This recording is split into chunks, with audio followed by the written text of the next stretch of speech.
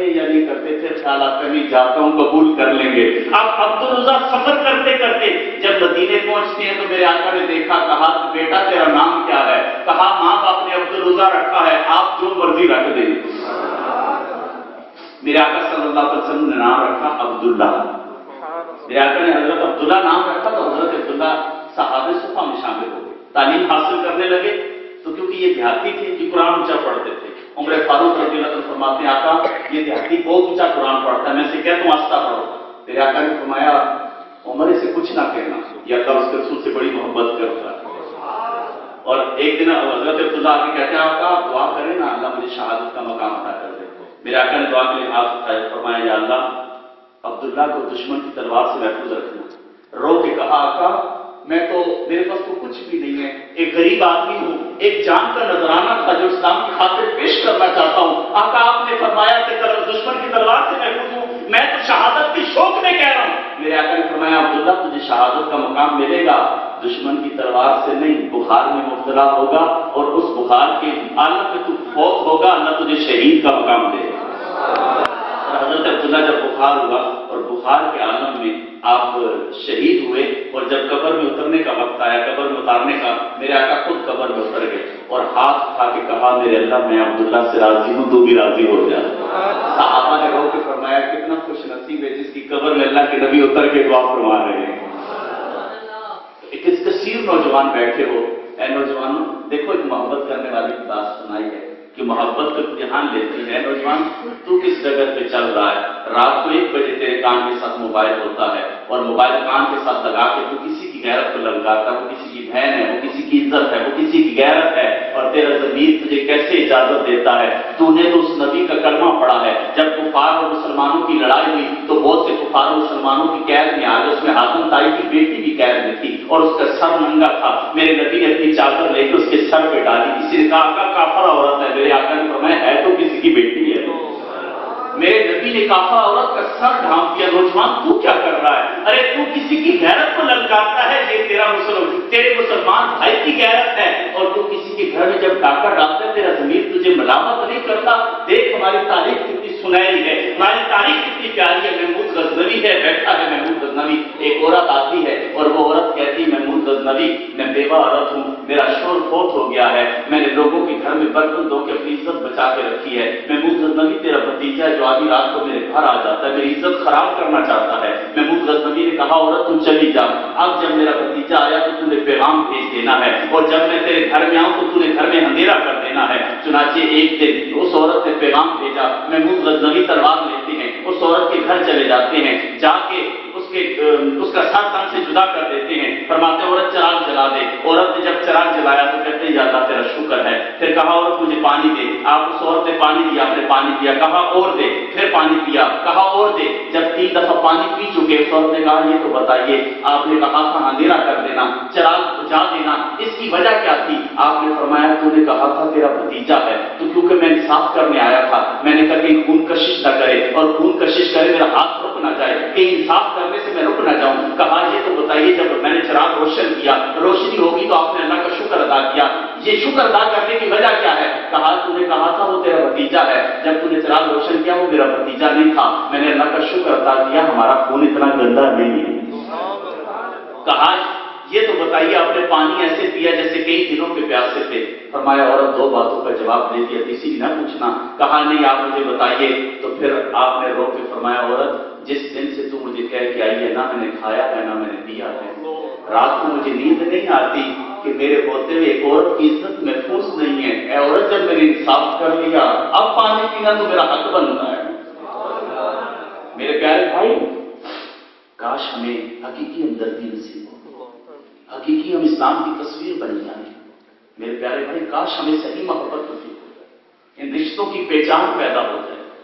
بہن کے آنسو پہنچ دو, ماں کے قدموں سے لپٹ جاؤ, باپ کی تھکاوٹ دور کر دو, پڑوسیوں کے حقوق ادا کرو, یتیموں کے دکھ سارے بانٹ دو. یار سارے یتیموں کے دکھ بانٹ دو اور ڈھونڈو, یتیموں کو ڈھونڈو اور اتنی ہمدردیاں پیش کرو کہ بروز قیامت جب جاؤ نا تو آقا سینے لگا لیں.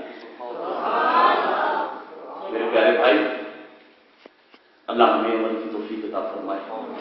میں آپ کو خواب سنا رہا تھا حضرت علی رضی اللہ عنہ کا۔ آپ فرماتے ہیں میں خواب دیکھ رہا ہوں، آقا مسجد نبی نماز پڑھا رہے ہیں، میں پیچھے نماز پڑھ رہا ہوں، اور سرکار صلی اللہ علیہ وسلم نے مخصوص آیت تلاوت کی، نماز ختم ہوئی، ایک شخص کھجوروں کا ٹوکرا لے کے آیا، حضرت علی فرماتے ہیں آقا نے کھجوریں تقسیم کرنی شروع کی، ایک مجھے دے دی، بڑا مزہ آیا، دل میں چاہا آقا سے کہوں آقا ایک اور دے، ہمت نہیں پڑی، آقا فرمائیں گے سب کو ایک ایک دیے، تجھے دو کیوں دے؟ فرماتے ہیں آنکھ کھل گئی، آنکھ کھلی تو فجر کی اذان مسجد نبی میں ہو رہی تھی، فرماتے ہیں میں وضو کر کے مسجد میں چلا گیا، نماز کھڑی ہوئی عمر فاروق صلی اللہ علیہ وسلم پہ بیٹھے، فرماتے ہیں نماز کھڑی ہوئی عمر فاروق رضی اللہ عنہ نے وہی آیت تلاوت کی جو خواب میں آقا نے کی تھی، فرماتے ہیں نماز ختم ہوئی تو میں نے کہا تو کھجوریں بھی آئیں گی، اتنے میں کھجوریں آ گئی، عمر فاروق کھجوریں تقسیم کرنے لگے، حضرت علی فرماتے ہیں جب مجھے کھجور ملی تو آقا سے تو نہیں مانگ سکا، عمر سے دوستی تھی، میں نے کہا عمر ایک اور دے دے، عمر فاروق فرماتے ہیں علی خواب میں اگر آقا نے تجھے دو دی ہوتی تو میں بھی تجھے دو دے دوں،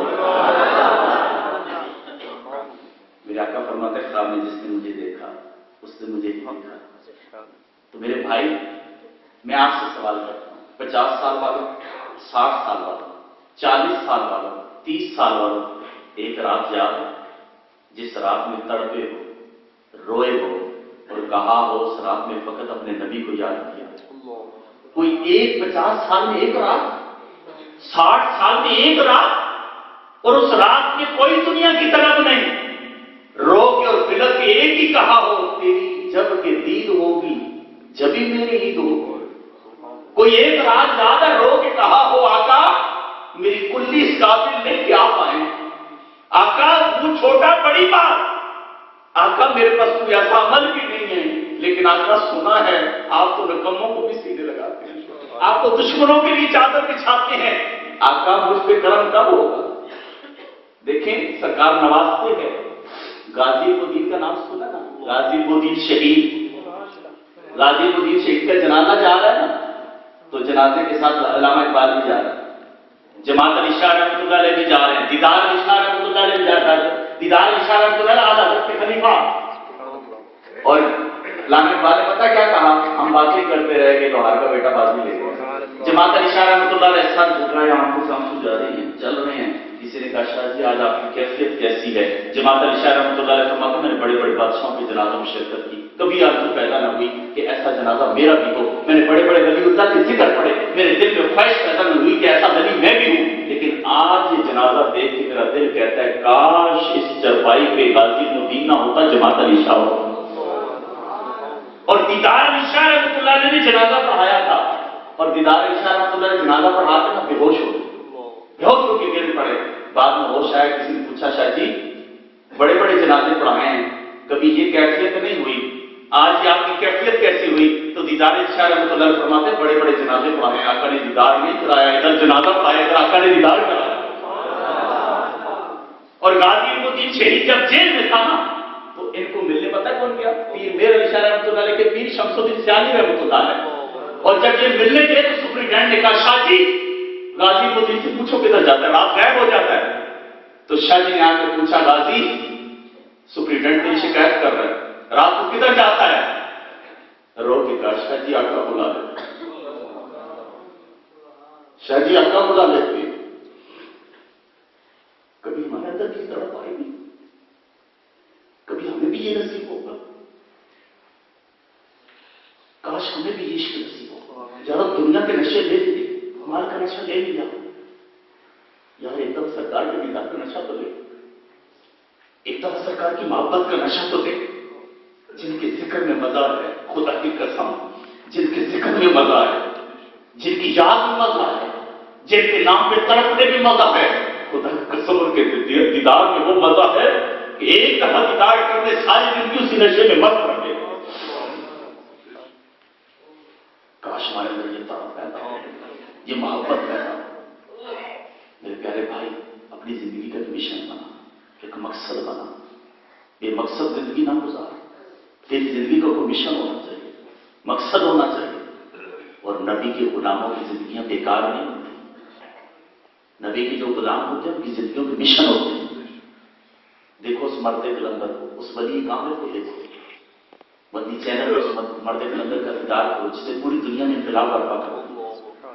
اس ولی کامل کا فیضان جب یہ چھوٹے بچے جو کھڑے ہو کے بول رہے ہیں جس اللہ کے ولی کا فیضان ہے, جس اللہ کے ولی کا فیضان ہے. میں جب بچے بول رہے تھے میں سوچ رہا تھا کہ باپ اس مجمع میں اگر بیٹھا ہو تو خوشی سے کہہ رہا ہوگا میں شہنشاہ ہوں. جو باپ بچوں کا وہ کہہ رہا ہوگا کہ دیکھو یہ چھوٹے چھوٹے بچے اور وہ مائک کے سامنے کھڑے ہو کے وہ چیزیں بتا رہے ہیں جو بڑوں بڑوں کو نہیں پتا. یہ کتنا اچھا کما ہوتا ہے. اپنے بچوں کو مدرسے میں ڈالیں. آپ کے یہاں زیادہ تو ہم اسے سمجھتے ہیں نا اگر کسی کا بیٹا باہر چلا جائے کہتے ہیں بابا وہ جہاں کر گیا بڑا لائٹ کو درست تھی, دوسرا بھی چلا گیا, تیسرا بھی چلا گیا, چوتھا بھی چلا گیا, بہت لائٹ کو تو جی سارے نوٹ چھاپنے مشین بن گئے. اور جب باپ مر گئے نوٹ چھاپنے کی مشینوں والے ہاتھ ہو گئے مگر جنازہ پڑھنا آتا. لیکن غریب ہے روکھی سوکھی کھانے والے, تیرا بیٹا قرآن کا حافظ ہے, تیرا جنازہ جا رہا ہے, تیرا بیٹا قرآن کی تلاوت کر رہا ہے. یہی اصل تیری اولاد. ہمارے واقع کا ایک شخص تھا آپ کے تلنگانہ کا رہنے والا, کسی گاؤں میں آیا تھا, پہلے مجھے نام اس گاؤں کا نہیں پتا. تو ان کے گاؤں میں ان کے بھائی اور بھی تھے, سارے ماڈرن تھے. ایک جو تھا وہ مبلغ تھا اسلام میں. تو اس کا باپ مجھے خود, میں ان کے والدہ کی خود پہ تقریر کرنے گیا تو اس کے والد نے مجھے رو کے کہا, کہتے ہیں پہلے میں اس بیٹے کو طنز کرتا تھا, برا بھلا کہتا تھا, لیکن جب میری بیوی فوت ہوئی ہے تو میں نے اپنے بیٹے کو دیکھا ہے, بقیہ بیٹے تو پیچھے کھڑے ہیں, یہ آگے بڑھ کے جنازہ پڑھا ہے, رو کے دعا کر رہا ہے. میں نے کہا اصل بیٹا تو یہ ہے, اصل بیٹا تو یہ ہے جو مرنے کے بعد بھی کام آ رہا ہے. تو کہنے کا مطلب یہ ہے کہ یہ جو حافظ قرآن ہے, عالم دین ہے, یہ بیٹا تمہارا کام ہے, یہ بیٹا تمہارا کام ہے. ایسے رشتے تعلق قائم کرو, ایسے رشتے قائم کرو. جب تم ایسے تعلق قائم کرو گے تو پھر تمہاری روح آسانی سے پرواز کرے. 50 سال 60 سال 70 سال 80 سال زندگی گزارنے والے کیا کر کے جا رہے ہیں؟ تیرے دین نے تجھے عزت دی, تیرے دین نے تجھے سکون دیا, تیرے دین نے تجھے کتنا کچھ دیا. تو نے کیا دیا ہے دین کو؟ تو نے کیا دیا ہے؟ کچھ دیا ہے؟ کوئی ایک مسجد بنا کے دے دیتا. غریب تھا, 4 بیٹے تھے, چاروں دین کے سپرد کر دیتا اور کہتا یہ میرے بیٹے ہیں, مالک تو نے دیے ہیں, یہ تیرے دیے ہوئے ہیں, مالک میں تیرے دین کے لیے پیش کرتا ہوں.